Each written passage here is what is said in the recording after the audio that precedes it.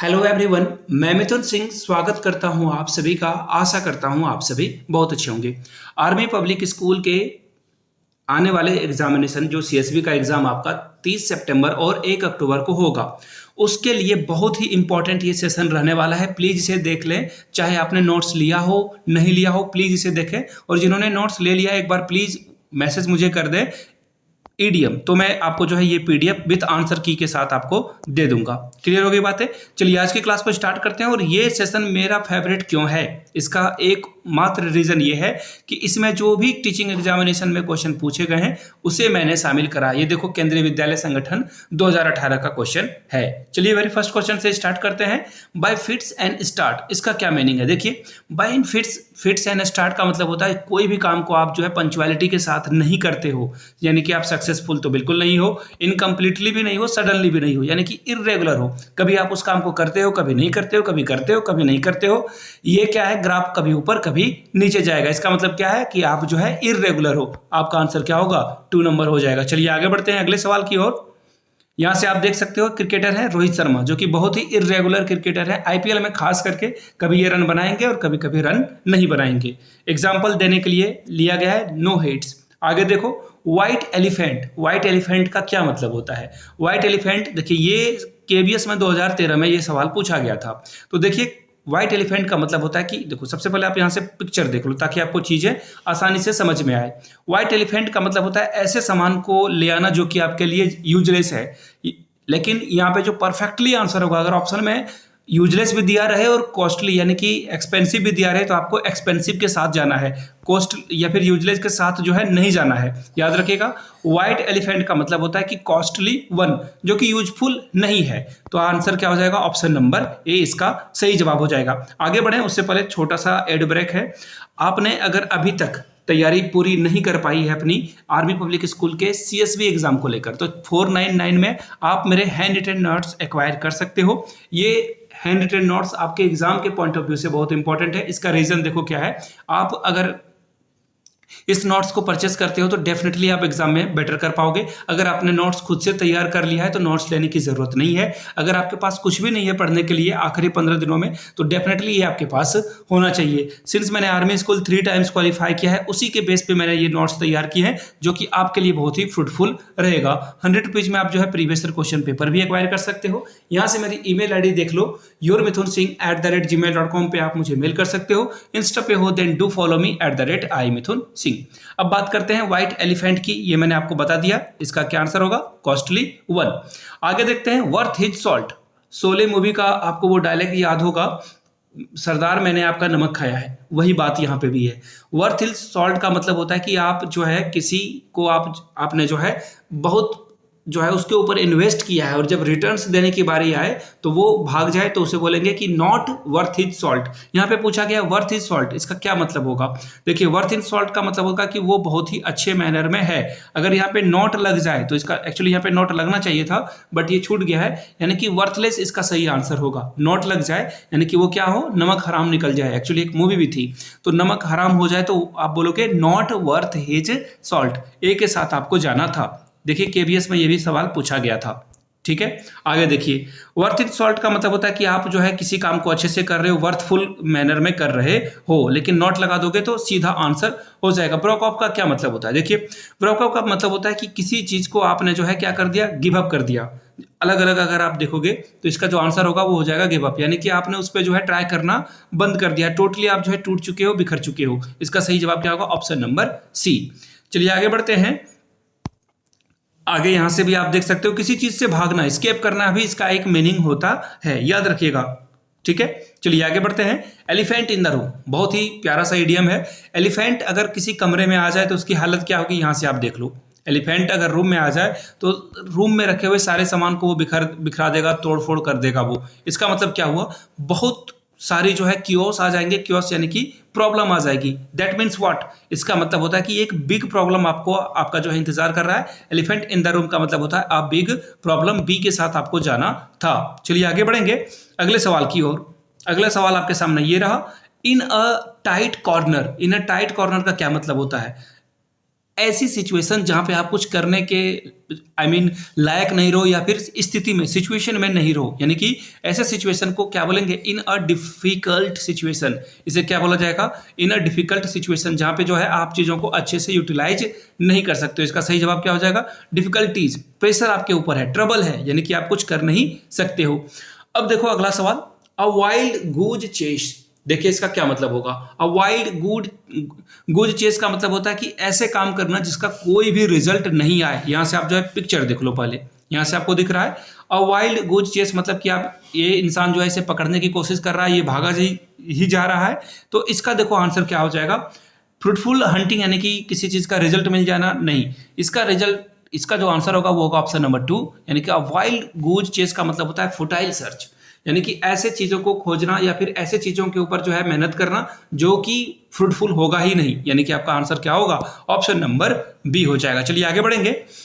अगला सवाल, does not hold water. ऐसी बातें करना, ऐसी ही नॉनसेंस बातें करना जिसका कोई मीनिंग ना बने। दैट मीन्स आप कुछ बोल रहे हो, सामने वाले को कुछ समझ में ही नहीं आ रहा, यानी कि आप नॉनसेंस कर रहे हो। अगर चारों ऑप्शंस को देखोगे तो आपको समझ में आ जाएगा, यानी कि ये क्या हो जाएगा, कैन नॉट बी बिलीव्ड, यानी कि आपकी बात पे जो है उसको भरोसा नहीं है, आप बेवकूफ़ी वाली बातें कर रहे हो। सी इसका आंसर सही हो जाएगा, बिलीव करने वाली बातें ना हो। ठीक है, चलिए आगे बढ़ते हैं अगले सवाल की ओर। ऑन द कफ, जैसे कि सपोज कर लो, बहुत सारे लोग करते हैं ऐसा काम कि सामान खरीदा उन्होंने किसी दुकान से और उन्होंने कह दिया भाई खाते में लिख लेना, है ना। इसका मतलब हो गया कि आप क्रेडिट मांग रहे हो किसी से, रेस्टोरेंट जा रहे हो, ठीक है, इनका चलता है। ऐसी चीजें जो है नहीं करनी है आपको रियल लाइफ में, नहीं तो बहुत बिग प्रॉब्लम में आप फंसोगे। ऑन द कप का मतलब होता है क्रेडिट पे सामान को लेना, क्रेडिट पे चीजों को रखना। ए इसका सही जवाब होगा, लेकिन आपको रियल लाइफ में ऐसा काम नहीं करना चाहिए। और इसका एक और एडीएम हो सकता है कि आपको एग्जाम में पूछ लिया जाए, of the cup. On the cup का मतलब तो क्रेडिट हुआ, लेकिन ऑफ द कप का मतलब होता है कि आप कुछ ऐसा काम कर लेते हो लेकिन आपने प्लानिंग नहीं करी। जैसे सपोज कर लो कि आपने फॉर्म भर दिया बट प्लानिंग नहीं करी कि एग्जाम कैसे देना है। दैट मीन्स आपकी सिचुएशन में हो, ऑफ द कप हो। ऑन द कप का मतलब क्रेडिट, ऑफ द कप का मतलब होता है बिना प्रिपरेशन के आगे बढ़ना। देखिए ये जो क्वेश्चन है बहुत ही इंपॉर्टेंट है, 2 बार एग्जाम में पूछा जा चुका है। DSSB 2015 और 18 के पेपर में आउट एंड आउट, इसका क्या मतलब होता है? इसका मतलब होता है, जैसे कमेंट्री अगर आप क्रिकेट देख रहे हो तो आपको ये आइडिया होगा कि आउट एंड आउट का मतलब होता है कंप्लीटली, टोटली उन्होंने जो है हिट करा, बिल्कुल आउट एंड आउट माइंड से, यानी कि उनका मन ही था कि चौका या छक्का इस बॉल पे लगाया जाए। इट मीन्स टोटली वो जो थे वो यहाँ पे आउट एंड आउट थे। इसका सही जवाब क्या होगा, ऑप्शन नंबर ए। आगे बढ़ते हैं और यहां से देखो एक इडियम को जो है अच्छे से समझने के लिए इमेज की बहुत इंपॉर्टेंट होती है। आउट एंड आउट का मतलब होता है कंप्लीटली इन ऑल वेज। अगर आप तैयारी कर रहे हो तो दैट मीन्स आप आउट एंड आउट श्योर हो कि मुझे ये एग्जाम क्रैक करना ही है। चलिए आगे बढ़ते हैं। Fair and square, fair and square का मतलब क्या होता है? देखिए फेयर एंड स्क्वायर का मतलब होता है कोई स्क्वायर या फिर जो है किसी शेप की बात नहीं की जा रही है। फेयर एंड स्क्वायर का मतलब होता है कि कोई इंसान क्या है, ऑनेस्ट है। कोई इंसान क्या है, ऑनेस्ट है। ऑप्शन आपका क्या हो जाएगा, बी सही हो जाएगा, ऑनेस्ट। अब मैं आपको यहाँ से कुछ इमेज दिखा सकता हूँ क्या? हाँ दिखा सकता हूँ। फेयर एंड स्क्वायर का मतलब होता है कि आप ऑनेस्ट वे में किसी काम को करो। जैसे कि अगर इसने जो है फर्स्ट प्राइज जीता और कोई भी जो है मैलिशियस एक्टिविटी नहीं करी, किसी भी तरह का जो है चीट नहीं किया और कप जीत लिया, दैट मीन्स इन्होंने जो है बिल्कुल out and out fair and square तरह से इसे जीत लिया है। नो लव लॉस्ट बिटवीन, यानी कि ऐसे सिचुएशन में फंस जाना जहां पे किसी भी तरह का इंटरेस्ट आपके बीच ना बचा हो, किसी भी तरह का प्यार ना बचा हो, यानी कि स्टॉप लविंग। यानी आप एक दूसरे, देखो सीजीएल में पूछा गया ये सवाल है, एसएससी सीजीएल में ये सवाल पूछा गया है, यानी कि 2 लोगों के बीच में जो है तकरार आ जाती है और दोनों देखो एक दूसरे को कैसे घुरा के देख रहे हैं। म्यूचुअल डिसलाइक, यानी कि दोनों जो है एक दूसरे को पसंद नहीं कर रहे हैं। दैट मीन्स आप इसे क्या बोलोगे, नो लव लॉस्ट बिटवीन, यानी कि दोनों ही एक दूसरे को प्यार करना बंद कर देते हैं। म्यूचुअल यहाँ पे हो जाएगा कि दोनों डिसलाइक करते हैं एक दूसरे को। प्लेड हैवॉक का क्या मतलब होता है? प्लेड हैवॉक का मतलब होता है ऐसा काम करना जिससे जो है बहुत सारी जो है प्रॉब्लम आ जाए, यानी कि कॉज डिस्ट्रक्शन, डिजीज, फ्लड वगैरह नहीं होगा। डिस्ट्रक्शन का मतलब होता है बहुत सारी मुसीबत आपके साथ आ जाए, that means option number A. IBPS bank का एग्जाम जब लिया जाता था उस समय ये सवाल इसमें पूछा गया था। चलिए आगे बढ़ते हैं। देखो यहाँ पे पूछा गया कि प्लेड हैवॉक का क्या और मीनिंग हो सकता है, तो यहाँ पे देखिए इन्होंने बहुत सारी बातें करी, डिसऑर्डर, डिस्टर्ब्ड, कंफ्यूजन। चलिए आगे बढ़ते हैं अगले सवाल की ओर। ग्रीन थंब, देखिए ग्रीन से आपको कुछ आइडिया लग जाना चाहिए, बात हो रही है प्लांटेशन की, प्लांट लगाने वाले को। थंब मतलब होता है अंगूठा, यानी कि कोई ऐसा व्यक्ति होता है ना जिससे बोला जाता है कि ये जिस पेड़ को लगाता है वो लग जाता है।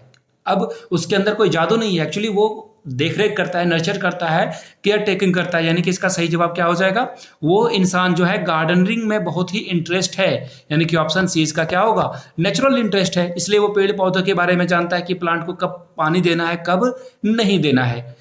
चलिए आगे बढ़ते हैं। सोइंग वाइल्ड ओट, इसका मतलब थोड़ा सा डिफरेंट है और बिल्कुल वियर्ड है, अजीब है ये। इसका मैं आपको बिल्कुल आपको जो है बेवकूफ़ नहीं बनाऊंगा, सीधा सीधा आंसर बता देता हूं। देखिए यंग एज में बहुत सारे सेक्सुअल रिलेशनशिप जो बनाता है उसे जो है बोला जाता है सोइंग ओल्ड वाइल्ड ओट्स, यानी कि जो है बिल्कुल प्लेजर के पीछे जो इंसान भागता हो, जो इन चीज़ों में एक्टिविटी में शामिल होता है, सेक्सुअल एक्टिविटी में, उसे सोइंग वाइल्ड ओट कहा जाता है। ऑप्शन सी आपका सही जवाब हो जाएगा। चलिए आगे बढ़ते हैं। देखो यहाँ से आप फोटो से भी थोड़ा सा रिलेट कर पाओगे।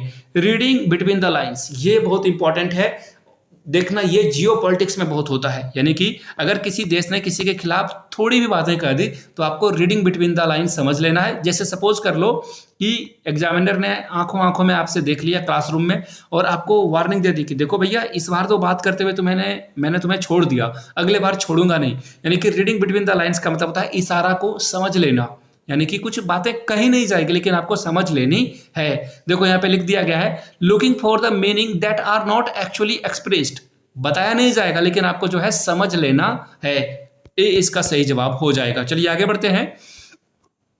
आगे देख लो यहाँ पे to give the devils his due, यानी कि आप जो है बुरे इंसान को भी क्रेडिट देते हो, भले ही वो अच्छा काम करे अथवा ना करे, इट डज नॉट मैटर।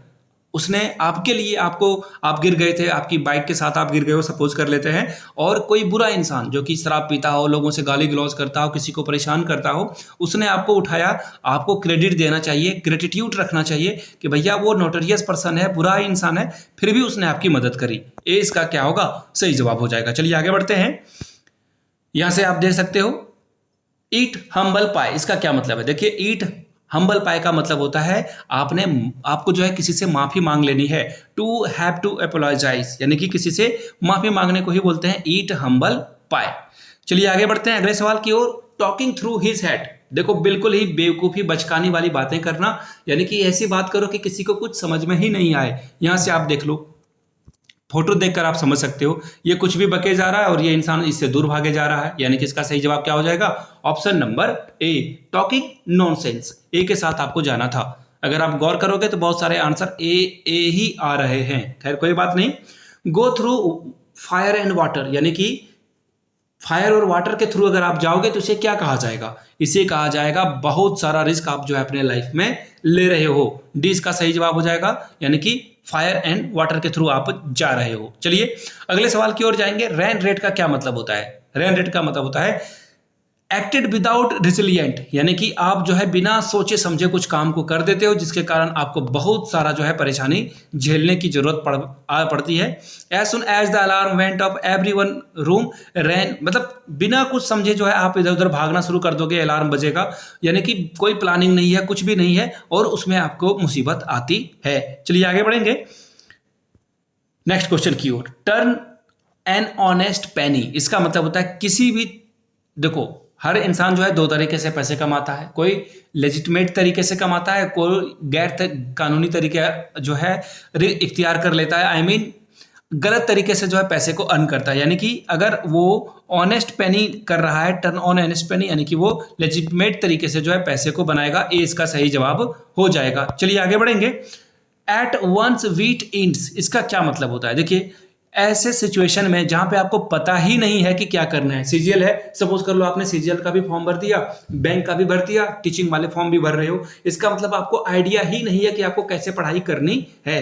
मैं मानता हूं कि एसएससी के कुछ सब्जेक्ट और टीचिंग के सब्जेक्ट कॉमन है, बट आप टीचिंग में जा रहे हो तो आपको पेडागोजी वगैरह पढ़नी होती है। अब देखिए यहाँ इसका क्या मतलब हो गया, इसका मतलब होता है कि आप पजल में हो, यानी कि गेट पजल्ड, आपको पता ही नहीं है आगे क्या करना है आपको। सी इसका सही जवाब हो जाएगा, यानी कि आप फ्रस्ट्रेटेड हो और आपको पता ही नहीं कि आगे आपको क्या करना चाहिए। चलिए आगे बढ़ते हैं अगले सवाल की ओर। अगला सवाल आपका यहाँ रहा, to face the music. To face the music का क्या मतलब होता है? टू फेस द म्यूजिक, अगर आपने कुछ गलत काम करा है तो आपको कॉन्सिक्वेंसेस भी भुगतना पड़ेगा, इसका यही मतलब होता है टू बियर द कॉन्सिक्वेंसेस, यानी कि बुरा काम किया है भैया तो बुरा नतीजा तो होना ही होना है। ठीक है, यहाँ से आप जो है इसे देख पाओगे। आगे और भी है, अगर आपको पार्ट 2 इसकी चाहिए होगी तो नीचे कमेंट करके पार्ट 2 जरूर लिखें, तो पार्ट 2 के ऊपर एक डेडिकेटेड वीडियो मैं बना दूंगा। बाय द वे मैं आपको फिर से दोहरा दूं, 499 में आप मेरे हैंड रिटन नोट्स एक्वायर कर सकते हो। यहाँ से मेरी ईमेल आईडी आपको दिख रही होगी, yourmithunsingh@gmail.com पे मेल कर लीजिए। इंस्टा पे हो then do follow me @iMithunSingh। Video को यहाँ तक देखने के लिए, प्यार देने के लिए बहुत बहुत शुक्रिया। Have a good day.